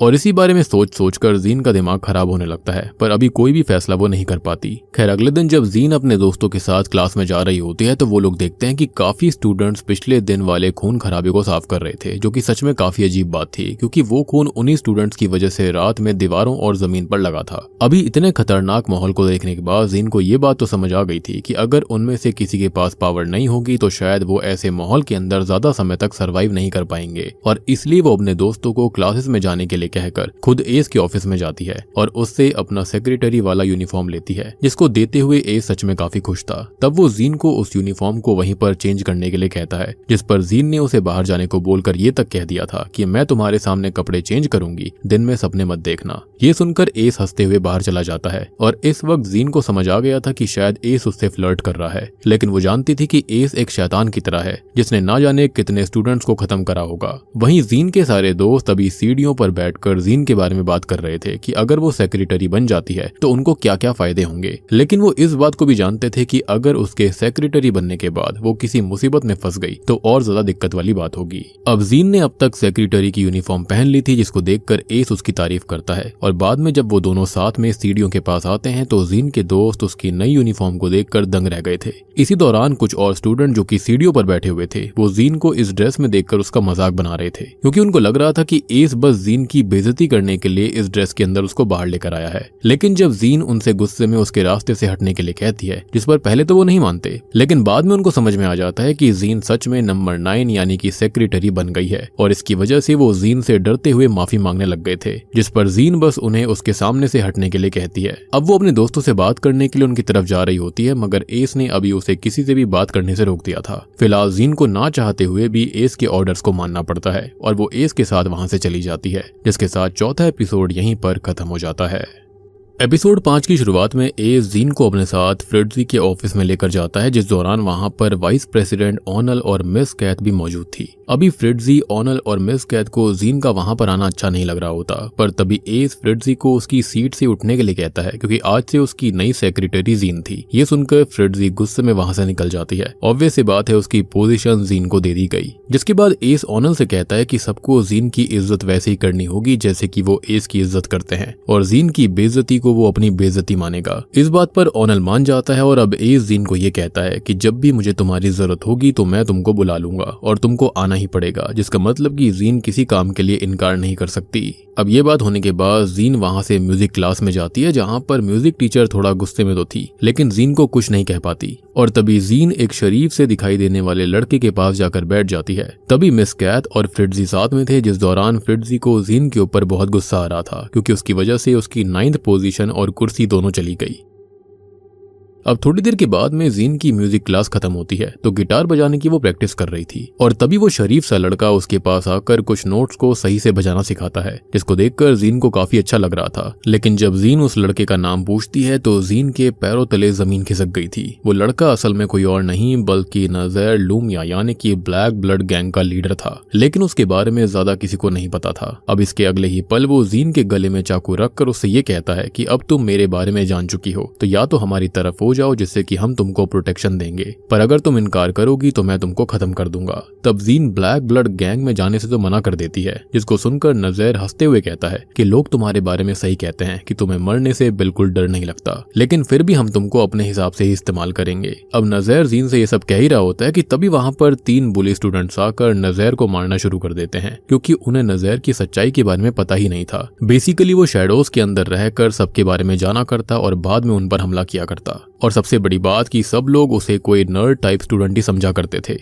इस दौरान जीन उनको रोकने की कोशिश करती है, लेकिन वो लोग नज़र को मारते रहते हैं। ये देखकर जीन वहां से जाने लग गई थी, जिस दौरान बाहर उसे वही लाल बालों वाला लड़का मिलता है जो कि खुद भी ब्लैक ब्लड गैंग में था। उसको देखकर जीन पूछती है क्या वो अपने साथी की मदद करने के लिए जाएगा, जिस पर वो लाल बालों वाला लड़का मना करते हुए कहता है कि मैं मदद नहीं करूंगा। लेकिन उसका कहना था कि ये बात पक्की है कि नज़र को मारने वाले तीनों लड़के सबसे पहले यूनिवर्सिटी के अंदर आज खत्म होंगे। अब इसके थोड़ी देर बाद जब जीन अपने दोस्तों के साथ खाना खा रही थी, तभी एस वहां पर आकर जीन को तुरंत ही अपने साथ चलने के लिए कहता है, जिस पर वेनेसा एस को बताती है कि अभी उसने खाना नहीं खाया है। लेकिन एस को तो इन सब से कोई भी लेना देना नहीं था और इससे मैट को भी काफी गुस्सा आता है, लेकिन जीन मैट को शांत करवाकर एस के साथ जाने लगती है। अब उसी समय फेरी नाम का एक लड़का एस से टकरा गया था, जिसकी वजह से फेरी के हाथ में जो मौजूद ड्रिंक होती है वो एस के कपड़ों पर गिर गई थी, जिसके गुस्से में एस अपने सभी दोस्तों को बुलवाकर फेरी को अपने साथ हेल यूनिवर्सिटी की जेल की तरफ ले जाने लगता है, जिसको देखकर जीन और उसके सारे दोस्त दंग रह गए थे। इधर डार्क हेल जेल थोड़े से जंगल टाइप इलाके में था, यानी कि यूनिवर्सिटी के अंदर ही लेकिन थोड़ा सा अलग, जिसमें जब एस फेरी को डालने वाला था तो फेरी एस को कह रहा था कि उसे एस के सारे सीक्रेट्स पता हैं, लेकिन एस को भी फेरी के सीक्रेट्स पता थे, जिसके अंदर ये बात भी शामिल थी कि उसी ने उस लड़की को खत्म किया था जिसको आखिरी एपिसोड में जीन ने वॉशरूम के अंदर देखा था। इवन अभी जानबूझकर उसने एस के ऊपर वो ड्रिंक गिराई थी। अब इस बारे में अभी जीन को पता चलने पर वो दंग रह जाती है कि एस को कितनी सारी जानकारी है और फेरी एस से रिक्वेस्ट करता है कि वो इस बारे में किसी और को ना बताए, लेकिन एस उसे जेल के अंदर फेंक देता है, जहां पर कोई तो फेरी को पकड़कर अपने साथ अंदर ले जाता है, जो कि इंसान जैसा बिल्कुल नहीं लग रहा था, और इसके अगले ही पल एस ने दरवाजा भी बंद कर दिया था। अब वापस जाते हुए ऑनल जीन को बताने लग जाता है कि इस यूनिवर्सिटी के अंदर जो भी रूल्स तोड़ता है उसको सजा देने का काम उन्हीं लोगों का है, और वो सजा लोगों को खत्म करने की भी हो सकती थी। ये सुनकर जीन घबराते हुए सोचने लगती है कि शायद उसे जल्दी से जल्दी उस सीक्रेट लैब के बारे में पता लगाना पड़ेगा।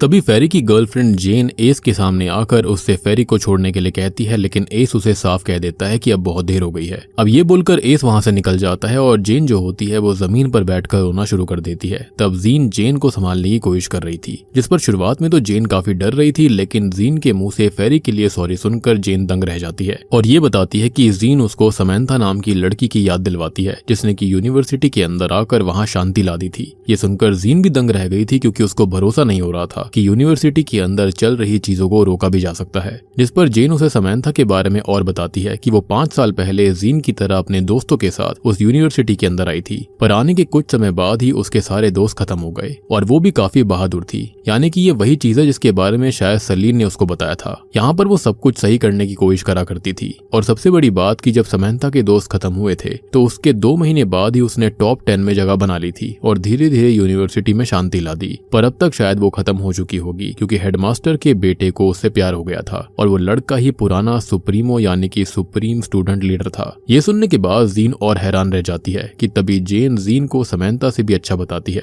क्योंकि समंथा को टॉप 10 आने में 2 महीने लगे थे, लेकिन जीन के दोस्त जिंदा थे और उसने ये खाली 1 महीने में कर दिखाया था। अब इसके थोड़ी देर के बाद जीन वेनेसा के साथ पढ़ाई करने के लिए लाइब्रेरी में जाती है, जहाँ पर सभी स्टूडेंट उसको देखकर उसके सामने झुक गए थे, जिसको देखकर जीन को काफी अजीब सा लग रहा था। और तभी वेनेसा उसे उनके लिए टेबल ढूंढने को बोलकर खुद बुक निकालने के लिए चली जाती है। तब जीन के एक टेबल के पास जाते ही उस टेबल पर बैठे हुए सारे स्टूडेंट डर के मारे वहां से चले जाते हैं, जिसको देखकर जीन उन्हें रोकने की कोशिश भी करती है, लेकिन वो नहीं रुकते। तभी जीन के पास लाइब्रेरियन लियोनोरा आती है, जो कि ये कहती है कि उसके सेक्रेटरी बनने की वजह से स्टूडेंट्स उसको इज्जत दे रहे हैं, लेकिन उसको संभल कर रहना पड़ेगा और इस जगह पर उसे अपने दोस्तों पर भी ट्रस्ट नहीं करना चाहिए, क्योंकि आखिर में जो हमारा साथ देता है वो हम खुद होते हैं, ना कि कोई और। कुल मिलाकर लियोनोरा ने भी उसको यही सलाह दी थी कि उसे किसी पर भी भरोसा नहीं करना चाहिए, इस जगह के बारे में जानते हुए सावधान रहना चाहिए और ज्यादा चीजें ना जानकर यूनिवर्सिटी से निकलने के बारे में सोचना चाहिए। इतना बोलकर लियोनोरा वहां से चली जाती है। इसके बाद वेनेसा जीन के पास आकर उससे जानने की कोशिश करती है कि लियोनोरा ने उससे क्या कहा, लेकिन जीन यहाँ पर बात को पलट देती है कि कुछ नहीं था। थोड़ी देर के बाद में काम का बहाना बनाकर वो वहां से चली जाती है। अब जीन के जाने के बावजूद भी वेनेसा अपने असाइनमेंट को पूरा करने की कोशिश कर रही थी, जिससे वो काफी फ्रस्ट्रेट हो जाती है। पर तभी लियाम नाम का एक स्टूडेंट उसकी हेल्प करने के लिए आ जाता है, जो कि वेनेसा की हेल्प करने के बाद उसे अपने साथ डाइनर में चलने के लिए कहता है, इस पर वेनेसा भी मान गई थी। अब वहां पर खाने का ऑर्डर देने के बाद लियाम वेनेसा से थोड़ा सा फ्लर्ट भी करता है, जो कि वेनेसा को काफी अच्छा लग रहा था। पर तभी वहां पर जेरोम और वेनेसा के बाकी दोस्त भी पहुंच जाते हैं, जिनमें जीन भी शामिल थी। इस दौरान जेरोम वेनेसा को लियाम के साथ देखकर खुश नहीं होता, क्योंकि वो खुद भी वेनेसा को काफी पसंद करता था। इसी वजह से वो लियाम से भी थोड़ा सा रूडली बिहेव करता है, जिसके बाद बाकी सब भी लियाम से बातें करने लग गए थे। जिस दौरान जेरोम वेनेसा की फनी एक्टिंग करके दिखाता है, जिसको देखकर सभी काफी हंसते हैं और ये देखकर पास में बैठी रॉक्सेन नाम की एक लड़की को बिल्कुल भी अच्छा नहीं लगता।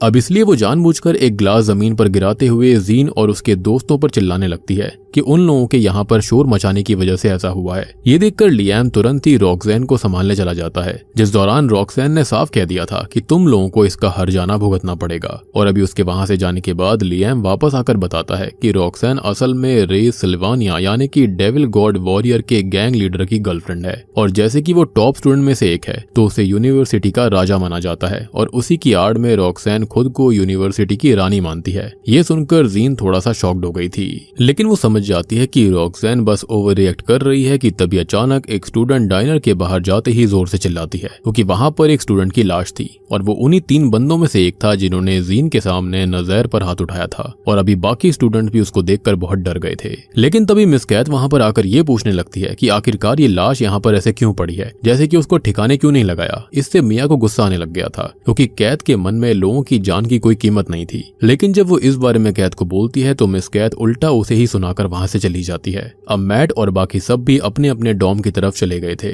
लेकिन जीन उस लड़के के खत्म होने के बारे में पता करना चाहती थी और इसलिए वो खून के निशानों का पीछा करते हुए एक खंडर जगह पर पहुंच जाती है जहां पर उस खत्म हुए लड़के का दूसरा दोस्त पोलो मौजूद होता है, जो कि खुद काफी डरा हुआ था और असल में उसने ही अपने उस दोस्त को खत्म किया था और इस वक्त वो बार बार यही बोल रहा था कि मेरी कोई गलती नहीं है। तब जीन उसे शांत होने को कहकर उसके हाथ में मौजूद चाकू को नीचे करने के लिए कहती है, पर अचानक से वो जीन के ऊपर हमला करने की कोशिश करने लगता है। इससे जीन के पास भी उससे लड़ने के अलावा कोई रास्ता नहीं था, जिसकी वजह से वो उसे पीट कर साइड में फेंक देती है और खुद वहां से भागने की कोशिश करती है। लेकिन तभी समय रहते पोलो उसे खत्म करने वाला था, लेकिन वो जीन को ना मारकर उसके पीछे मौजूद दीवार में चाकू घुसा देता है, जिसको देखकर जीन डर जाती है। लेकिन पोलो जोर जोर से रोना शुरू कर देता है। बट इतने में ही वहां पर उसका तीसरा दोस्त जूल्स भी आ गया था, जिसकी बातों से ये चीज समझ में आ गई थी कि असल में उन लोगों को ब्लैक ब्लड गैंग ने एक दूसरे को खत्म करने पर मजबूर किया था और अगर वो ऐसा नहीं करते तो वो उनको बेरहमी से खत्म करते। ये सुनकर जीन का दिमाग खराब हो गया था, पर तभी जूल्स रोते हुए दीवार से वो चाकू निकाल कर जीन के सामने ही पोलो को खत्म कर देता है। ये देखकर जीन के होश उड़ गए थे और अभी वो गुस्से में जूल्स को खत्म करने वाली थी, पर वो जैसे तैसे खुद को शांत करके चाकू को दूर फेंकती है और रोते हुए जूल्स को छोड़कर वहां से चली जाती है। अब शाम में जब वो कॉरिडोर में खड़ी होकर पानी पी रही थी तभी अचानक छत से कोई नीचे आकर गिरता है, जो कि कोई और नहीं बल्कि जूल्स खुद था, जिसने की गिल्ट में आकर खुद को खत्म कर लिया था। और यहाँ पर मुझे ऐसा लगता है कि शायद से नज़ैर ने ही इनको इंस्ट्रक्शंस दिए होंगे कि उनको ऐसा करना होगा जीन के सामने, ताकि जीन उनसे डरे, एज वो नज़ैर से डर नहीं रही थी।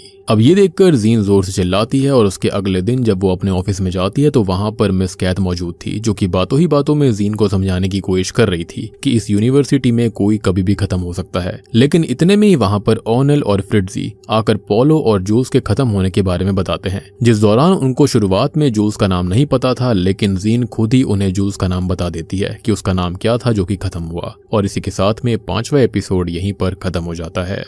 अब इस दौरान भी जीन पहले तो शांत थी, लेकिन पानी सर से ऊपर जाने पर वो भी रॉक्सैन को खरी खोटी सुना देती है, जिससे गुस्से में आकर रॉक्सैन ने जीन को चाटा मार दिया था, जिससे जीन को तो ज्यादा असर नहीं होता। लेकिन जैसे ही वो खुद रॉक्सैन को चाटा मारती है तो रॉक्सैन सीधा जमीन पर जाकर गिरती है और इसकी वजह से रॉक्सैन ने रोना शुरू कर दिया था और वो बार बार जीन को बस यही धमकी दे रही थी कि जब रेज को इस बारे में पता चलेगा तो जीन के लिए अच्छा नहीं होगा। लेकिन जीन को इससे घंटा फर्क नहीं पड़ता और वो सीधा वहां से वॉयलेट के ऑफिस में चली जाती है, जहां पर जाकर वो वॉयलेट की एक पुरानी फोटो को देखने के बाद हैरान रह गई थी, क्योंकि उस फोटो में भी वो हेल यूनिवर्सिटी में मौजूद थी, जिस पर वॉयलेट बताती है कि पहले वो भी उसी यूनिवर्सिटी की स्टूडेंट हुआ करती थी और बाद में वो एक टीचर बन गई। लेकिन नीचे रहने में उसे अच्छा नहीं लग रहा था और इसलिए धीरे धीरे उसने अपनी रैंक को बढ़ाया और एक ऐसी सीट पर पहुंच गई जहां पर वो यूनिवर्सिटी के ऊपर अपने हिसाब से तानाशाही कर सकती थी। अब इतना बोलकर वॉयलेट जीन से कहती है कि तुम मुझे किसी की याद दिलवाती हो और ये सुनकर जीन शांत हो जाती है। तभी वॉयलेट उसे जाने के लिए कहती है क्योंकि जल्दी ही ब्लडी नाइट शुरू होने वाली थी। अब जीन के वहां से बाहर जाने पर अचानक से वेनेसा आकर उसके ऊपर गुस्सा करने लग गई थी, क्योंकि जीन ने बेफालतू में रॉक्सैन से लड़ाई करके खुद को और अपने दोस्तों को खतरे में डाल दिया था। अब इस बात पर जीन उसको सब बताती है, लेकिन वेनेसा का साफ कहना था कि उसकी प्रायोरिटी लोगों से लड़ाई करना ना होकर टॉप पर पहुंचने की होनी चाहिए, ताकि वो खुद को और अपने दोस्तों को वहां से बाहर निकलने के बारे में बता सके। इतना बोलकर वेनेसा गुस्से में ही उसके पास से चली जाती है, जिसके कुछ समय बाद जीन और उसके बाकी दोस्त सीढ़ियों पर बैठकर अपने असाइनमेंट्स को सॉल्व कर रहे थे कि तभी फ्रिट्जी वहां आकर जीन को एसएसजी ऑफिस में जाने के लिए कहती है, क्योंकि वहां पर एस उसका इंतजार कर रहा था, जिस पर जीन भी वहां पर जाने लग जाती है। जिस दौरान मैट भी उसके पीछे पीछे आकर उसे मजाक में डरा देता है, जिसके बाद वो जीन से वेनेसा से हुई उसकी लड़ाई के बारे में पूछने लग जाता है, जिस पर जीन बताती है कि वो वेनेसा से माफी मांगने वाली है। अब मैट जो है वो जीन से उसके और एस के बीच बढ़ रही नजदीकियों के बारे में इनडायरेक्टली जानने की कोशिश करने लगता है, जिस पर जीन बताती है कि ऐसा कुछ नहीं है और बस काम की वजह से उसे एस के आसपास रहना पड़ता है। ये सुनकर मैट जीन से मजाक में पूछने लग गया था कि उसमें और एस में कौन ज्यादा सुंदर है, जिस पर जीन मैट का नाम लेती है। पर तभी वहाँ पर एस आकर जीन को गुस्से में ऑफिस में आने के लिए कहता है। शायद से उसने इस बात को सुन लिया था। अब एस जो होता है वो जीन को इस बात पर सुना रहा होता है कि वो उसके बुलाने पर तुरंत उसके पास क्यों नहीं आई, जिस पर जब जीन उसको कोई जवाब नहीं देती तो एस ये कहता है कि अगली बार से लेट मत होना। खैर वो जीन को इस बात पर भी सुनाने लग गया था कि उसने रॉक्सेन को चांटा क्यों मारा, जिस पर जीन साफ कह देती है कि उसे ऐसा करके बहुत मजा आया था क्योंकि रॉक्सेन ने उसे परेशान किया और अगर कोई उसे बेफालतू में परेशान करेगा तो बेशक से वो रॉक्सेन हो या फिर खुद एस, तो जीन उससे लड़ाई करेगी, बिल्कुल किसी को नहीं झेलेगी। ये सुनकर एस जीन को अब एक हफ्ते के लिए डाइनर साफ करने के लिए कहता है, जिसको सुनकर पहले तो जीन को गुस्सा आता है क्योंकि ये बेफालतू की सजा थी। पर अभी जब उसके पास कोई रास्ता नहीं होता तो उसे एस की बात माननी पड़ती है। लेकिन जीन के वहां से जाने के बाद एस को कहीं ना कहीं खुद भी काफी अजीब लग रहा था। अब या तो इस वजह से हो सकता है कि जीन ने उससे इस तरह से बात करी और वो कुछ भी नहीं कर पाया, या तो फिर इस वजह से कि उसे पता है कि इस बार जीन की कोई गलती नहीं थी और उसने उसे बेफालतू में सजा दे दी। बेशक से वजह कोई भी हो, पर शायद हिस्ट्री खुद को रिपीट कर रही है क्योंकि समैंथा भी शायद नंबर 9 पर थी और पहले वाले सुप्रीम लीडर को उससे प्यार हुआ था और अभी वाले सुप्रीम लीडर यानी कि एस की हरकतें देखकर भी साफ लग रहा था कि शायद उसे जीन पसंद आने लगी है, जिसका मतलब साफ था कि सच में समैंथा और जीन के बीच काफी सारी चीजें सेम थी और शायद उसका भी आगे चलकर वही अंजाम होगा जो कि समैंथा का हुआ होगा। खैर फिलहाल जीन अपनी क्लास में चली जाती है, जिस दौरान उनकी टीचर मिसाया सबसे ये पूछती है कि उम्मीद इंसानों के लिए क्यों जरूरी है, जिस पर लाइका नाम की एक लड़की बहुत ही सुंदर जवाब देती है कि उम्मीद करके ही हम अपनी विशेष को पूरा कर पाते हैं, जिसको सुनकर आया काफी खुश हो गई थी और इस जवाब ने जीन को भी इस माहौल के अंदर एक नया मोटिवेशन दिया था और जीन ने भी अब सोच लिया था कि वो वेनेसा के साथ अपने रिश्ते को पहले जैसा करेगी।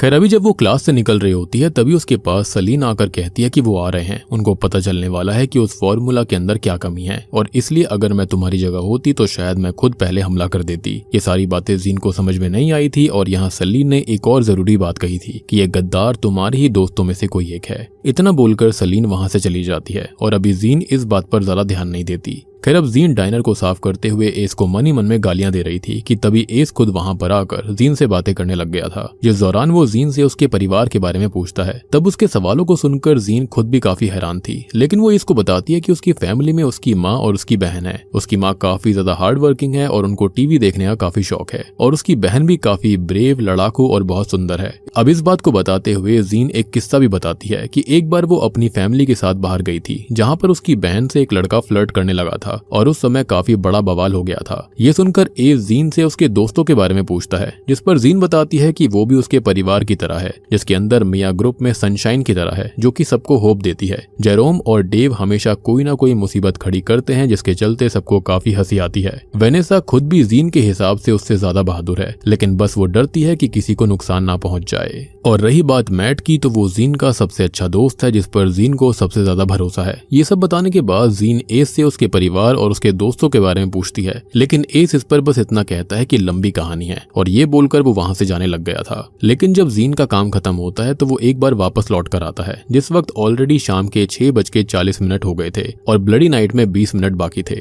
और जीन को जल्दी से अपने डॉम में जाना पड़ता है कि तभी पहली बार एस उसकी तारीफ करता है, जिसको सुनकर जीन शांत हो गई थी और ऐसा लग रहा था कि जैसे दोनों एक दूसरे को किस करने ही वाले हैं, लेकिन ऐसा कुछ नहीं हो पाता और जीन जल्दी से ही अपने डॉम की तरफ चली जाती है। उस दौरान उसको लगता है कि कोई उसका पीछा कर रहा है और उसकी बात सच थी, क्योंकि शायद से डेविल गॉड वॉरियर के गैंग मेंबर्स उसके पीछे थे, जो कि उसे अपने साथ एक खाली जगह पर ले जाकर बांध देते हैं, जहां वो उसे रॉक्सेन को मारने की वजह से सजा देने वाले थे। कि तभी वहां एक लड़का आता है जो कि अपना नाम रेज बताते हुए जीन को चांटा मार देता है और फिर वो बाकी सबको बाहर जाने के लिए कहता है। जिसके बाद वो जीन को धमकाने लग गया था कि उसने रॉक्सेन से पंगा लेकर सही नहीं किया और वो चाहे तो वो उसके साथ उसके दोस्तों को भी खत्म कर सकता है।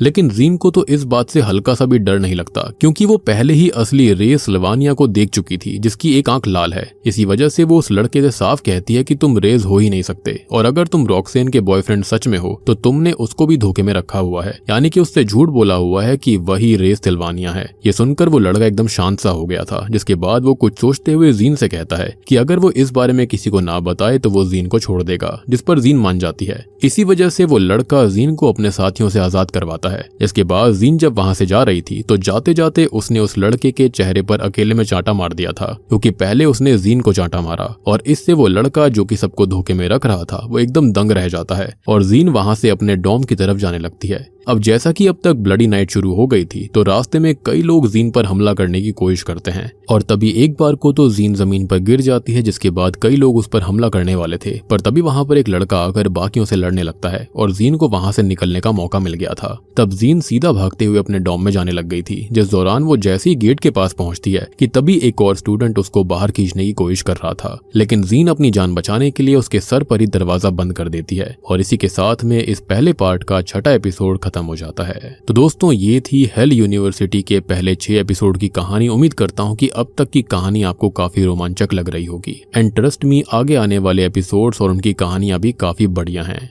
और बात रही ढेर सारे राजों के बारे में, मिस्ट्री के बारे में और कंफ्यूजन के बारे में, तो सारी की सारी चीजें आने वाले एपिसोड्स के अंदर ही क्लियर हो जाएंगी और आपको देखकर काफी मजा भी आएगा। तो बाकी थियोरीज और सारी चीजों के बारे में मैं आने वाले एपिसोड्स के अंदर ही बात करूंगा। तो तब तक वीडियो पसंद आई हो तो लाइक कर देना, चैनल के ऊपर नए हो तो सब्सक्राइब कर लो ताकि आप तक अगले पार्ट्स की नोटिफिकेशन जल्दी से जल्दी आ जाएगी। और ये सीरीज जो है वो 4 जून को खत्म हो जाएगी, तो तब तक सारे के सारे एपिसोड्स आ जाएंगे। और अगर आपने अभी तक मारियाबा नामक इंडोनेशियन हॉरर मूवी नहीं देखी है, जाकर देख लीजिए, उसका लिंक आपको नीचे डिस्क्रिप्शन पिन्ड कमेंट में मिल जाएगा। तो मैं आप सबको मिलता हूँ अगली वीडियो के साथ में, तब तक के लिए